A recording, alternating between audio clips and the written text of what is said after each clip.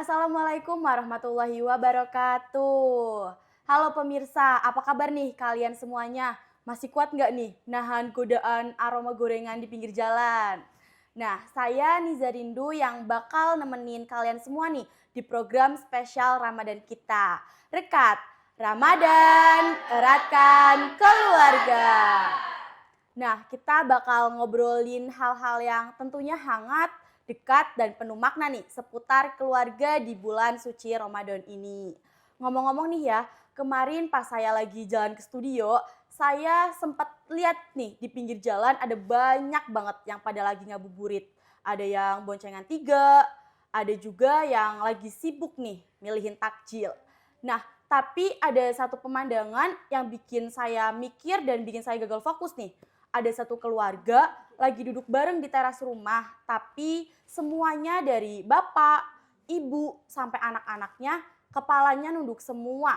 Aduh, bukannya ngobrol-ngobrol gitu ya, cerita-cerita, malah sibuk sama HP-nya masing-masing. Di rumah kalian gitu juga nggak sih? Atau jangan-jangan lagi nonton acara ini pun sambil liatin live buat beli baju lebaran nih? Nah, fenomena jauh di mata, dekat di hati, tapi dekat di fisik, jauh di rasa ini nih yang bakal kita kupas tuntas. Karena nggak asik banget kan ya, kita satu rumah tapi berasa kayak orang asing gitu. Makanya di sebelah saya sudah ada Ibu Aulia Rahmawati, salah satu guru BK SMK Negeri 1 Slawi. Oke, halo semuanya. Saya guru BK SMK 1 Slawi, Aulia Rahmawati, yang diundang nih hari ini sama Mbak Rindu. Oke, gimana nih kabar Bu Aul hari ini? Kabar saya alhamdulillah baik, masih puasa tentunya insya Allah. Gimana nih kabarnya Mbak Rindu? Alhamdulillah baik nih Bu, tapi udah ada rasa kayak males ya buat sahur gitu karena udah pertengahan Ramadan. Oke, oke. Jadi mungkin ini ya, apa ya, malesnya karena udah terlalu lama. Bukan terlalu lama sih, udah mulai panjang nih. Iya betul. Udah mulai panjang puasanya. Oke. Jadi puasa kayak pengen cepet lebaran. Betul. Biar dapat angpaonya Iya banyak. Bu. Oke. Nah, saya penasaran nih, tadi Bu Aul di rumah pas sahur sempet nggak nih ngobrol sama orang rumah di meja makan? Atau jangan-jangan Bu Aul sendiri nih sahur sambil nontonin live buat beli baju lebaran nih? Eee, nggak mungkin ya, Mbak, ya? Iya, kan ini sudah mulai mendekati nih. Tadi kan Betul. Mbak Rindu bilang udah mulai akhir-akhir nih ya kan? Iya, Heeh, sebagai ibu ya terutama kayaknya mau lebaran nggak afdol kalau nggak misalnya kita nonton nontonin live ya Ibu? baju-baju lebaran, terus Betul. udah mulai mikir banyak nih. Iya. Oke, jadi ya fokusnya ada 2, keluarga sama handphone. Handphone. Iya, tapi kebetulan anak saya masih kecil jadi, tidak terlalu hanya berdua sama Iya, suami. Oke, orang tua ada, tapi nggak satu nih. Maksudnya kan beda beda tempat kan, jadinya betul. hanya sepi karena berdua. Beda kalau rame-rame nih. Iya, bisa Oke. ngobrol-ngobrol ya Bu. Mhm. Dibandingkan kalau berdua nih sama suami Ibu, pasti Iya. lebih sepi lagi, apalagi anaknya juga masih kecil Iya, gitu. masih kecil jadi belum ada apa sih namanya, keriuhan Iya betul, istilahnya, nggak ada drama buat bangunin sahur. Yang iya bikin ramai itu kan dramanya. betul ya Bu. Nah iya nih Bu, dan kalau dipikir-pikir nih ya, kejadian kayak gitu kan sering banget terjadi Mhm, ya, tapi kita kayak anggap biasa aja gitu. mhm, Nah kalau kejadian itu terus-terusan terjadi nih, mhm. pasti itu ada yang nggak, sehat nggak sih Bu dalam komunikasi keluarga gitu? Secara tidak langsung ya, Mbak, ya, saya nggak bilang semua masalah itu diawali dari komunikasi komunikasi, tapi hampir semua permasalahan itu, akarnya dari komunikasi nih. Betul, Kalau komunikasinya baik, insya Allah semuanya lebih lancar, baik ya, iya, lebih lancar. Nah, tapi kan kita, apa namanya, hidup di zaman teknologi. betul, Iya. Jadi, eee, istilahnya handphone adalah orang, eee, teman deket iya kita, betul, lebih deket handphone daripada sama orang tua orang tua nih. iya, Iya, kadang kita ngobrolnya dengan adanya musik dari sendok, betul, sama diiringi dengan, handphone live-nya itu. Jadi iya. komunikasi itu penting buat mempererat hubungan. Pantesan ya Bu, anak-anak muda zaman sekarang nih kalau lagi ada masalah, lagi sedih, itu larinya nggak ke orang tua gitu, larinya ke sosmed, cerita-cerita di second akun, curhat di close friend gitu. Mhm. Itu karena apa sih Bu? Kenapa rumah sendiri itu nggak jadi tempat curhat yang nyaman dan aman gitu?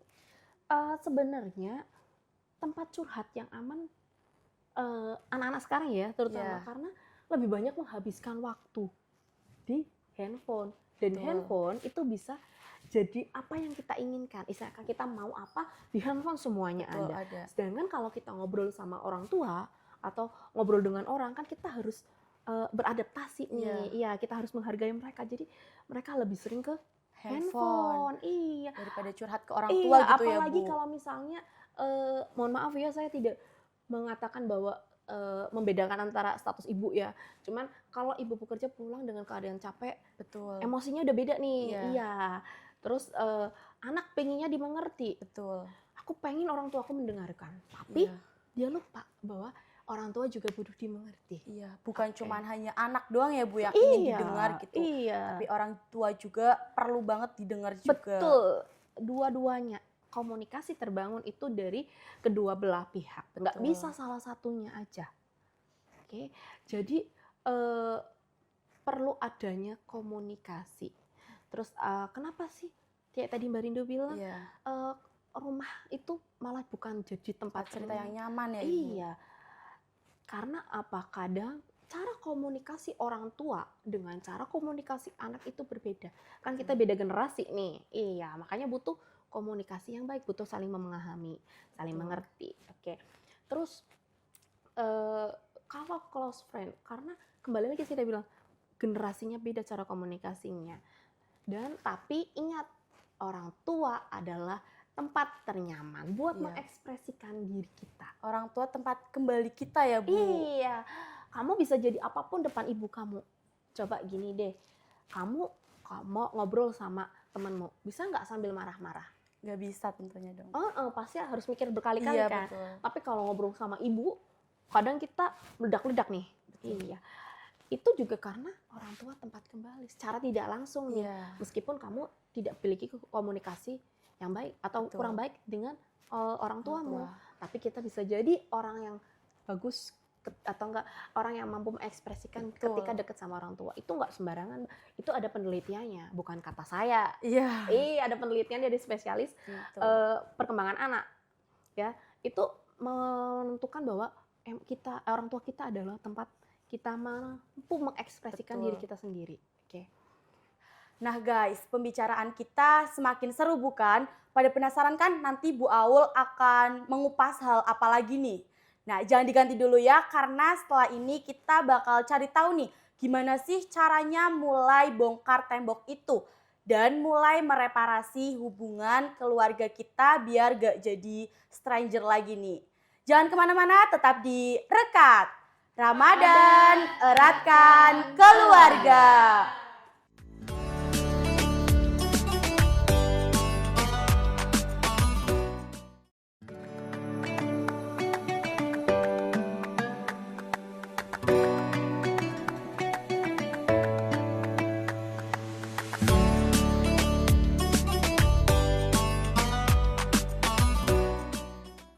Oke, balik lagi nih bareng aku di Rekat. Ramadan, eratkan keluarga.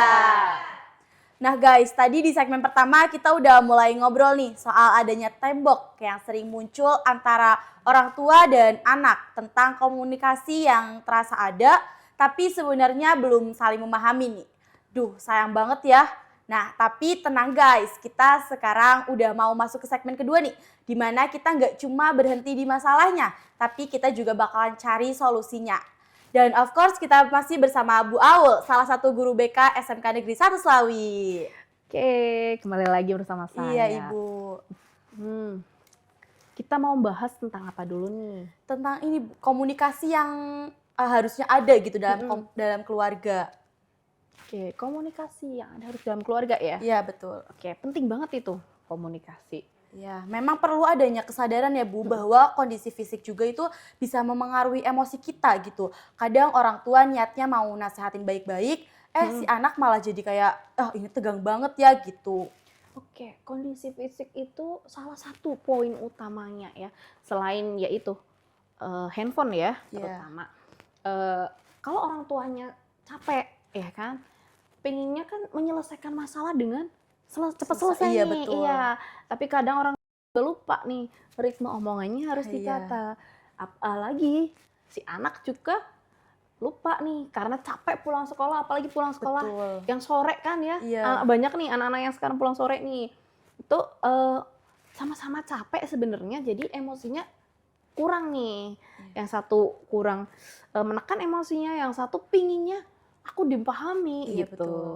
Nah Bu, kalau cara mencairkan suasana biar suasana itu nggak terus-terusan ada gitu, itu gimana Bu? Terus suasana yang kurang bagus Tegang, ya, iya heeh, betul. tegang.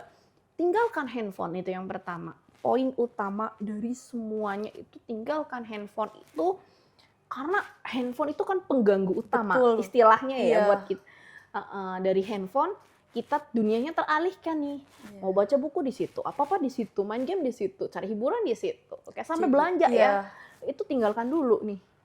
Baik orang tua maupun si anak iya, sama-sama bisa ngobrol dengan tenang, duduk bareng nih. Kalau nggak mesti harus lama kok. betul, Iya, yang penting kualitas dari obrolan itu. Oke, betul. sedikit tapi obrolannya banyak atau bisa Iya. mengena, itu lebih bagus. Jadi perlu kondisikan juga ya Bu, kalau Mhm, lagi ngobrol sama orang tua atau ngobrol sama mhm, anak nih, curhat, anaknya curhat, mhm, ya HP-nya ditaruh dulu gitu ya Bu, biar nggak betul, jadi canggung gitu nanti ke depannya kalau mau mhm. ngobrol lagi, jadi si anak tuh nggak merasa overthinking duluan gitu. Anak overthinking dan orang tua merasa kurang dihargai ketika si anak megang handphone, kan. Ini cerita sedikit boleh nggak? Boleh dong Bu. Oke.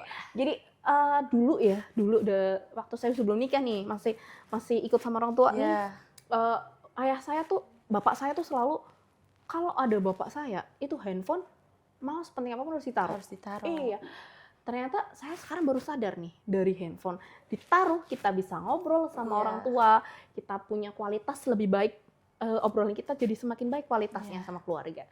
Oke, dulu sih sebel awalnya, tapi karena terbiasa, jadi enak aja, ya udah nggak usah megang handphone. Kadang kalau suasana udah cair nih ya Bu, anak dan orang tua tuh ngobrolnya lebih dalam gitu loh. Yang tadinya cerita-cerita ringan, Mhm. bisa sampai sedalam-dalamnya gitu loh Bu. Nah, biar perubahan itu terus ada gitu loh Bu, jangan cuman hanya sesekali atau 2 kali aja, itu gimana nih Bu? Dibiasakan, semua itu karena biasa, ya. Kita nggak bisa memulai segala sesuatunya, "Oh, aku harus berubah," Iya, atau "Aku pengen berubah, selesai." Nggak bisa.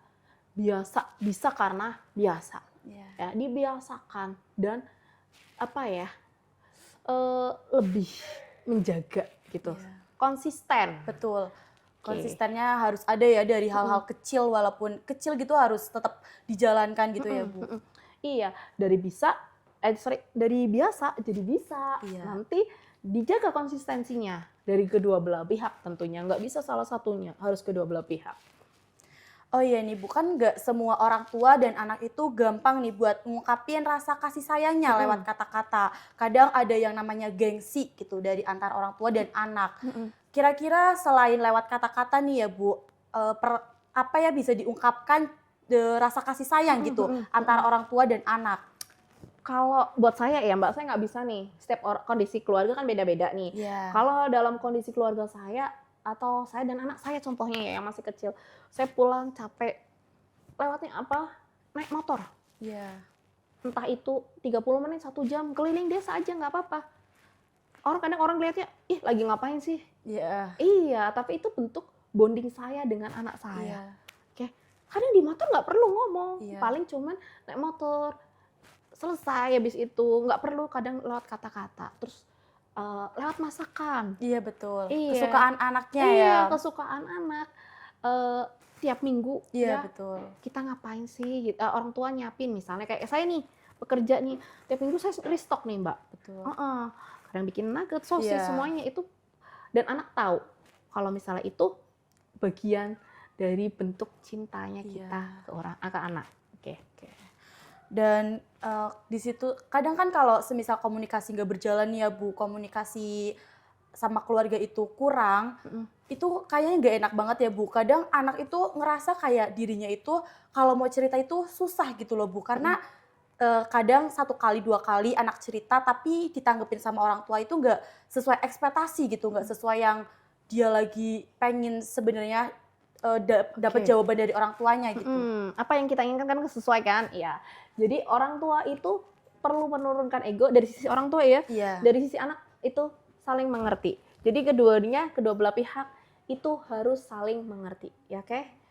Dua-duanya nggak bisa salah satunya. betul. Oke. Jadi dari anak dan orang tua ya harus saling mengerti ya Bu. Bukan cuman anak atau orang tua aja gitu yang perlu dimengerti, yang harus dimengerti gitu. Oke. Oh ya, Mbak, sebentar nih. Ini pengalaman saya pribadi Iya, ya. Bukan semuanya sama, kembali lagi setiap keluarga beda-beda. Oke. Oke guys, tadi kita udah ngobrol ya, banyak banget nih yang bikin hati kita pastinya meleleh. Bener-bener nih Bu Awul, the best. Tapi tunggu dulu nih, kita nggak berhenti di sini aja guys. Nanti kita bakal bahas nih cara biar perubahan ini nggak cuma numpang lewat aja gitu, tapi benar-benar nempel di rumah. Tetap direkat, Ramadan, eratkan keluarga.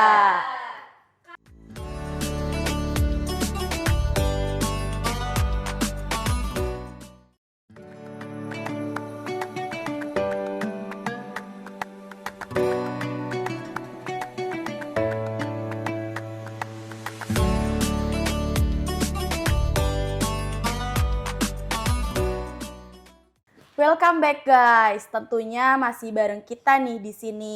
Tadi kita udah denger nih, udah paham juga bahkan mungkin udah tersentuh nih hatinya.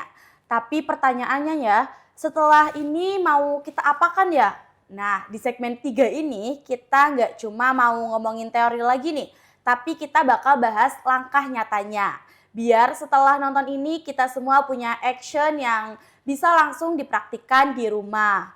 Rasanya Ramadan itu suasananya berbeda ya Bu dengan hari-hari biasa gitu. Kita lebih dekat dengan keluarga, terus obrolannya juga lebih hangat, emosi juga gampang terkontrol gitu. Karena kan katanya kalau lagi puasa itu gak boleh marah-marah ya Bu. Iya, nggak boleh marah-marah dan katanya juga setannya dikurung. Iya betul. Iya, jadi emosi kita kalau puasa kan kita belajar buat nahan emosi nih, biar nggak marah-marah. Terus cara ngomongnya juga kan berbeda. Iya. Terus karena puasa, lapar, letih, akhirnya kan udah mengontrol nih emosinya Iya. kita lebih baik tidur daripada harus marah-marah, ya Betul. kan. Jadi lebih enak aja nih buat melatih kesabaran kita. Iya. Jadi Ramadan ini silahkan kalian bisa digunakan buat melatih diri kita. Melatih emosi ya Bu, Iya, terutama ngontrol emosi, emosi gitu. betul. Betul sekali emosinya itu. Nah, setiap tahun itu kan pasti kita merasakan seperti ini ya Bu. Kita lebih dekat dengan keluarga juga gitu. Tapi kenapa setelah Lebaran nih Bu, kadang kita orang tua dan anak itu sibuk, udah mulai sibuk nih sama kegiatan masing-masing. Emosi juga gampang banget munculnya kalau udah setelah Lebaran nih. Nah, agar perubahan itu tetap ada gitu loh Bu, sampai setelah Lebaran, kira-kira apa nih Bu, biar kita itu sama anak dan orang tua itu masih berjalan gitu. Oke. Dibiasakan. Oke. Karena perubahan itu adanya pembiasaan. Dan pembiasaan itu dimulai dari hal yang terkecil. Dipaksaan dulu, akhirnya jadi terbiasa. Oke. Dari Ramadan kalau kita, yang penting memulai. Betul. Ramadannya mulai, terus di awal Ramadan kita mulai, atau sekarang deh nggak apa-apa, nggak ada kata terlambat. Sekarang kita mulai, nanti dibiasakan. Lebaran pun jangan karena udah Lebaran nih, ya kan, kontrolnya udah lepas nih, ngomong Betul. apa aja.